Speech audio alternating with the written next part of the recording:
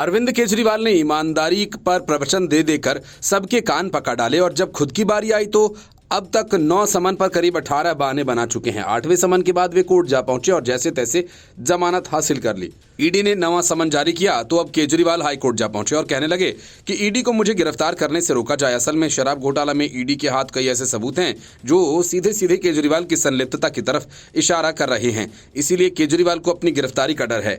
High court में सुनवाई शुरू होते ही केजरीवाल के वकील अभिषेक मनु सिंघवी ने कोर्ट से सीधे सीधे ये मांग कर दी कि उन्हें गिरफ्तारी से राहत दी जाए। इस पर ईडी के वकील ने कहा कि वे पेशी से बच रहे हैं और बहाना बना रहे हैं, लेकिन हाईकोर्ट ने केजरीवाल को कोई राहत देने से इनकार कर दिया।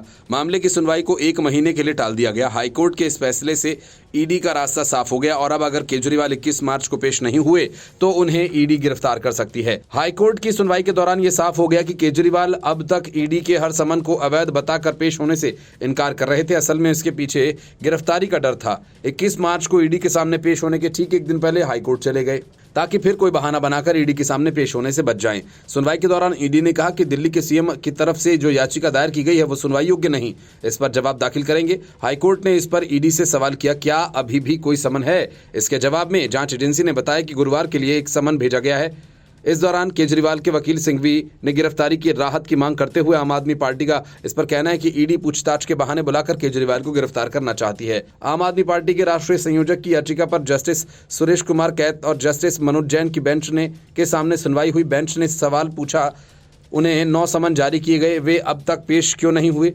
पेशी में क्या दिक्कत है?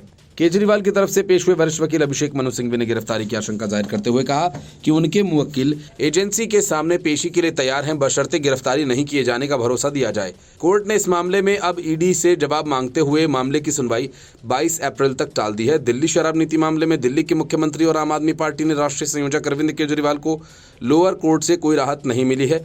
इस बीच दिल्ली के सीएम अरविंद केजरीवाल ने ईडी की ओर से जारी 9वें समन के खिलाफ दिल्ली हाईकोर्ट का दरवाजा खटखटा। दिल्ली शराब नीति मामले में तेलंगाना के पूर्व सीएम के चंद्रशेखर राव की बेटी एमएलसी की कविता को गत 16 मार्च 2024 को नई दिल्ली राउज एवेन्यू कोर्ट के आदेश के बाद 7 दिन की रिमांड यानी 3 मार्च तक ईडी की हिरासत में भेज दिया गया था। कविता ने कोर्ट में अपनी गिरफ्तारी को अवैध बताया था। उधर बीजेपी के राष्ट्रीय प्रवक्ता संबित पात्रा ने सीएम केजरीवाल पर निशाना साधते हुए कहा कि कोर्ट ने प्रवर्तन निदेशालय के एक्शन पर स्टे नहीं लगाया और इससे ये स्पष्ट हो गया केजरीवाल प्रथम दृष्टया दिल्ली शराब नीति घोटाला मामले में आरोपी हैं। उन्होंने आगे ये भी कहा, आम आदमी पार्टी जमानत को राहत न समझे, अब अरविंद केजरीवाल भी जमानत पर चल रहे। सोनिया गांधी, राहुल गांधी 3 लोगों में वे शामिल हो गए हैं।